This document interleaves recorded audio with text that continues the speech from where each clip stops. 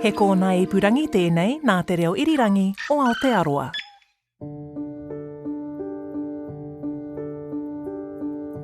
He is seen coming down the escalators of the Southern Cross railway station on CCTV footage. He gestures to the little girl to stay there, and she's 3 years old, and then he leaves her.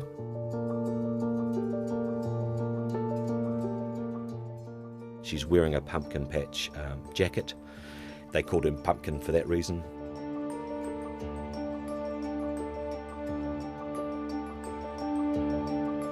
In this episode of Crimes NZ, we're looking at a case that shocked the world and involved an international manhunt. I'm Jesse Mulligan, and I'm joined by former detective Simon Scott, who was in charge of the so-called Pumpkin case, which kicked off when a 3-year-old girl was found abandoned in Melbourne in 2007. It was the most memorable case. It's kind of overtook my life there for a while, but in the end we got a really good result. So for a bit of background, who was Nyan Zhu? I think his surname is pronounced Swear. He was a purported martial arts expert, and I think he'd been to New Zealand a couple of times, but came to New Zealand in 1996. He actually applied for refugee status. Subsequently he became a resident in 1998. He was heavily involved in Chinese media, and he had a martial arts group, I think, that he trained. Anan Lu came to New Zealand in 2002. She was a English language student. They met in December of 2002 because Nyan Swear had put an ad in the Chinese Times, I think it was, for a flatmate. Anan Lu answered that ad and moved in. They began a relationship, and she fell pregnant in April 2003, and they had the little girl Pumpkin in December of that year. They've lived in various different addresses across Auckland, but in 1997 they were living in the address in Keystone Avenue. And Nyan Zhu, as we will learn, was abusive. In fact, ended up killing Anan. But it sounded like their relationship, his abusive behaviour started after the birth of that child. Yeah, I think it was quite a sad relationship. Consistent with a lot of domestic violence related relationships. It was ongoing. Some of the assaults were quite serious. He was imprisoned for one particular assault, and there was an incident where she'd fled to Wellington, and without his knowing where she was, and he found her and travelled to Wellington, broke into the house, and it was quite a violent incident there as well. So it was a violent relationship, and we think that the issue was that he wanted a boy, and the first child, Pumpkin, obviously was a girl. He wanted a boy, to have a son for himself. So, and that didn't occur. When she was in Wellington, it sounded like she struck up a bit of a relationship with the man she'd rented a room from. Yeah, I think they became friends rather than a relationship. We were never 100% sure how far that friendship went, but she certainly was living in a house with another Chinese male in Wellington, in Johnsonville in Wellington, who ended up chasing Zhu away when he came down. It sounded like quite a confrontation. Yeah, it was a significant confrontation. I think it was the middle of the night, and Swear tried to break in, and Song, I think the guy's name was, he confronted him and chased him down the road, and Swear went back to Auckland after that. So that was in 2007, that was July, August. What happened in September, 11th of September 2007? They ended up getting back together, obviously, which, it was a sad decision in itself. But they were living in the Keystone Ave address. There was another couple who lived, it was a normal suburban house. There's another Chinese couple living in the back of the address, and Pumpkin had been at kindergarten during the day, and Swear had been at work. Anan Lu, the last time she is seen is on Tuesday, the 11th of September, at the address by the flatmates. She made a purchase actually from a local store, and then the flatmates, I think it was about 8 o'clock at night, went out for a walk for a couple of hours. And we think it is at that time that Swear murdered her in the house. He strangled her with his yellow tie. He wrapped her up in his dressing gown and placed her in the boot of his Honda Rafaga vehicle, which was at the property. And then did what? We think he parked the car on the street, and that's where it stayed. He actually did a couple of things. He went at about 12:20 the next morning. He actually went to an ASB vault and took something out of a safe deposit box, which we have CCTV footage for. And then he was later stopped in Roscommon Road and Wirry Road by police because he was driving erratically, and they spoke to him about his driving. He hadn't been drinking, and so I think they warned him and let him go. But basically the next morning he took Pumpkin back to kindergarten and went to work. And then the next day, which was the Thursday, he visits a travel agent and buys a return ticket to Melbourne.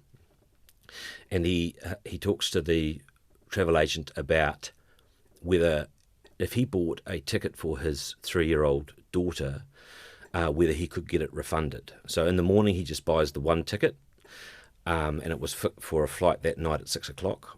And then he went back about 3 o'clock and purchased a ticket for Pumpkin. And then they go out to the airport. They take a Honda Fit motor vehicle, which was Anan Lu's vehicle. They park it at the airport. It's a Qantas flight, I think, and they flew to Melbourne. There they go into Melbourne City. They stay at a hotel. The next morning he gets up and goes to another travel agent. And he talks to the travel agent about maybe going to South Africa, maybe going to London. The travel agent talks to them about going to, I think it's Vancouver or San Diego, but he settles on planning a trip to Los Angeles. So he plans a trip for the Saturday, Melbourne to Los Angeles. So then on the Saturday morning, he gets up, he takes his daughter Pumpkin to the Southern Cross railway station about 8 a.m. in the morning. He is seen coming down the escalators of the Southern Cross railway station on CCTV footage. He goes round to the side of the escalator. He gestures to the little girl to stay there, and she's 3 years old. And then he leaves her. He goes back up the escalators and then goes out to the airport and boards a flight to... Actually, what happened was that flight transitioned through Auckland. So he went back to Auckland, stayed a few hours, and then I think it was 3 o'clock on the Saturday, he flies off to LA. Just to imagine what it would take to leave your own daughter at a railway station and walk off. Well, it was quite powerful evidence to show to the jury, that the circumstances, what circumstances would make you do that. Yeah. Mm. And then she was found. The little girl, well, she was quickly found. She was standing there all alone, and she was approached by a passerby. She was actually approached by an elderly Chinese couple who spoke to her for a few moments, then they went away because she looked scared and she looked hungry, and they came back and gave her an apple. And then there was quite a commotion. Authorities were alerted that she was there, and she was distraught. Obviously communication was difficult for her, and so they were caring for her, but they had no idea where she was from. They had no idea what her name was. She was wearing a pumpkin patch jacket, and they called him Pumpkin for that reason. And then it took some time to find out anything about her. And at one point, she says plane, or she says airport, or she says a word that directs them to make inquiries out at the airport, out at Melbourne's airport. So authorities out there spent hours and hours and hours going through CCTV footage trying to find both Swear and Pumpkin. And eventually they do. They do find them on CCTV footage. It was sometime on Sunday, maybe Sunday evening, it might have been 5 or 6 o'clock. They were able to then cross-reference those images to their identities, and then I think it was about 11:30 on the Sunday night, Interpol Canberra emailed Interpol New Zealand to Wellington outlining that Pumpkin had been abandoned. They were able to identify who she was, and that Nguyen Swear had gone to LA. Now, at that stage, he was through the border. And he also gave a false name of the hotel on his boarding card into the United States. Yeah. So we weren't going to be able to find, or it was going to be very difficult for us to find him right from the get-go. Guess now is around the time that you get involved, Simon. Yeah, well, there was quite a bit of a delay through Monday. The addresses that we were given were wrong, and then later the Keystone Avenue address came up later in the morning, and then police started to visit that address. So we visited that address a couple of times, and then on the evening, police find a note in that property saying, we have gone to Wellington to pick up my wife. And then they also find Anan Lu's handbag, which had her driver's license and other credit cards and things like that in it. So I don't actually start my work until the next morning, which was, I think it's Tuesday the 18th. I was asked to lead the investigation about 7:30 in the morning. And so there was quite a bit of work to do. It was already quite a big media event. I remember it being mentioned in the news during the weekend. Chinese news media had already knew about it through the Monday, and they were already outside the address. They'd visited the address. So it was already a significant media event. But we wanted to do things right, so we decided that we wanted to do a search warrant. We had to apply for a search warrant, which took about, 6 hours. I think the rules have changed on how you get search warrants these days, but it took about 6 hours to do that. We had to get a team together. That team didn't meet till about 1 o'clock in the afternoon. And by the time we had the search warrants in place, because we all wanted a search warrants for both cars and also Keystone Ave. So it was important that we could make sure we got those search warrants so we could have, seize the evidence that we'd find in those places. And I should point out at this point that the body is in the boot of the car, which is outside the address? Yes, the body of Anan Lu was in the Honda Rafaga in the boot, and I must say, that is on me.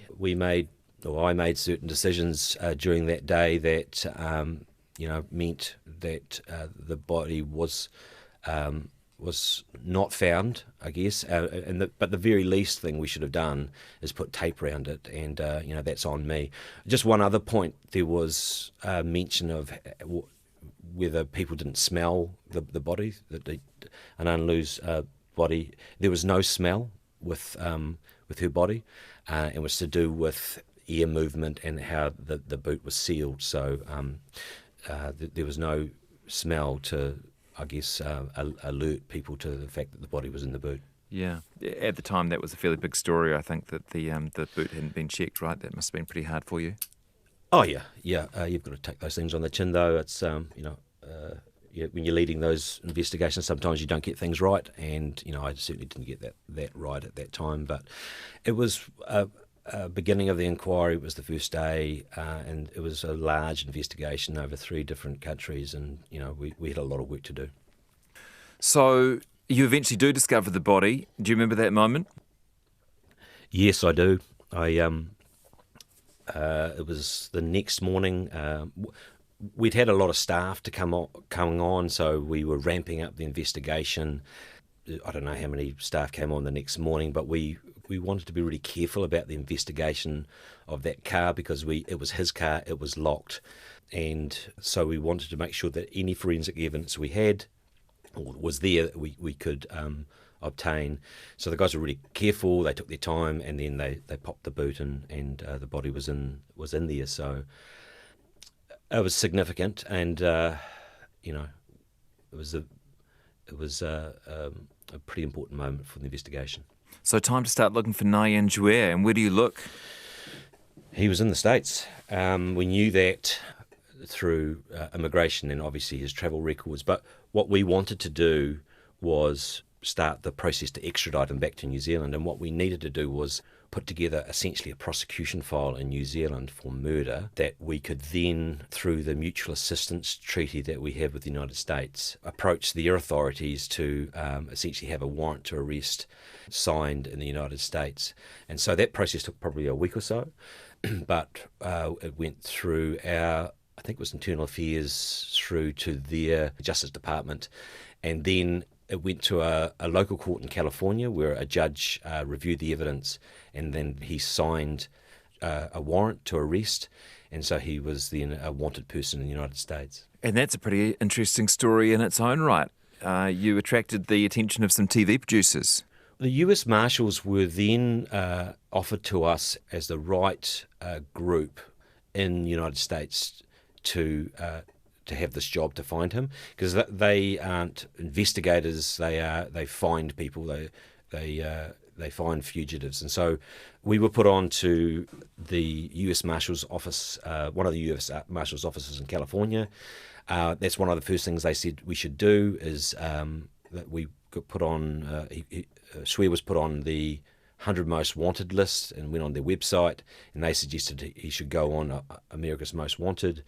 The producers there did a great job. I think it was a 6-minute video of the case, and it aired in, I think it was October or November. We didn't actually get a lot of information from that, but it was aired again on the 28th of December between Christmas and New Year.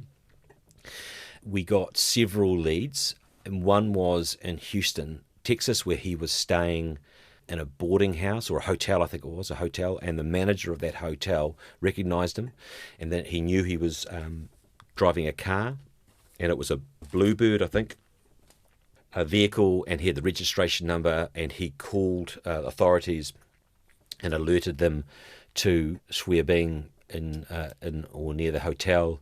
But by the time authorities came to visit, he'd gone, and he kind of smelt something was up, so he left. But we had the significant thing for that is that we had his registration number, and then that registration number was pinged by their automatic registration plate readers throughout the highways through the bottom part of the United States, through Mississippi and Alabama.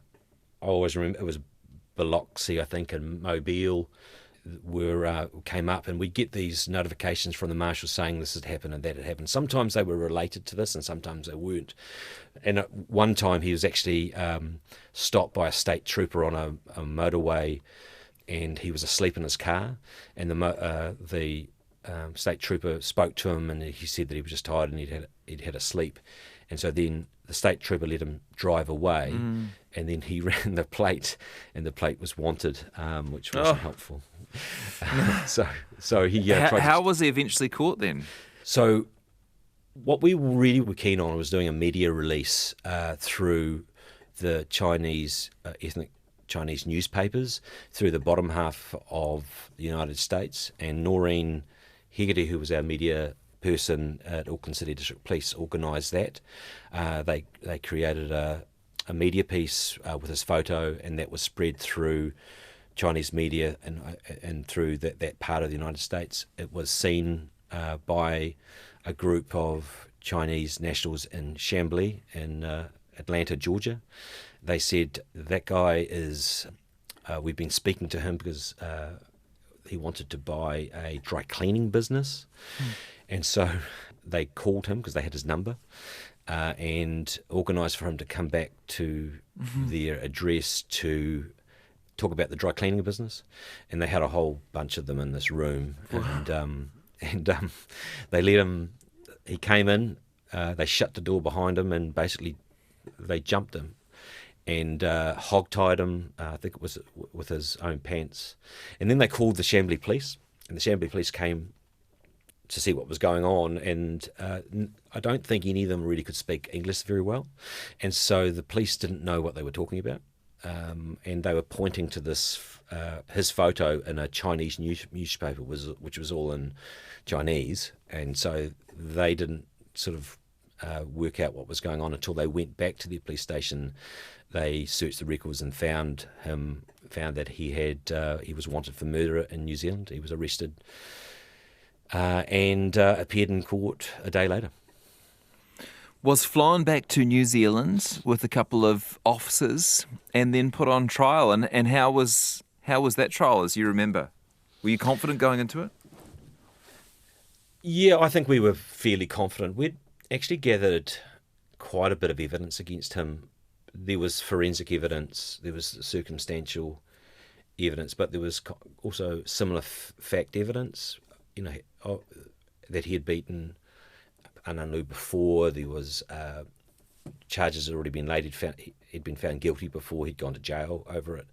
And so it built a fairly good case, we think. Aaron Perkins was the Crown solicitor and did a great job with presenting the evidence. And I thought in the end we did a good job of putting the case together and putting the matter in front of the all-woman jury. There's 12 women on the jury. And he denied it, by the way. Yeah, he did. When the verdict was entered, he stood up and said unfair, and it wasn't him, which I'll always remember. Yeah. But it was a lot of work. There was a lot of work put into that over 3 different countries. There was 50 to 60 staff working on the homicide inquiry in New Zealand.